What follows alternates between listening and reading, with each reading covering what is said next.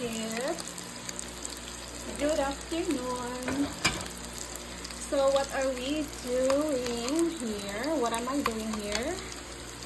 Okay, this is my ganap this afternoon. Unexpected ganap, which it's a happy surprise. Okay, let's just call it that way. When there is a blessing like this, grab the chance. When there is a chance, grab it.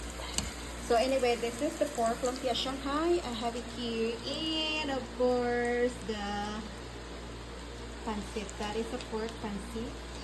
It's a pork lumpia. So let's go together. And this is the best meal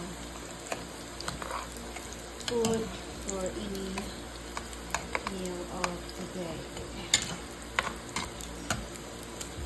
It's done. That's all for now. Bye.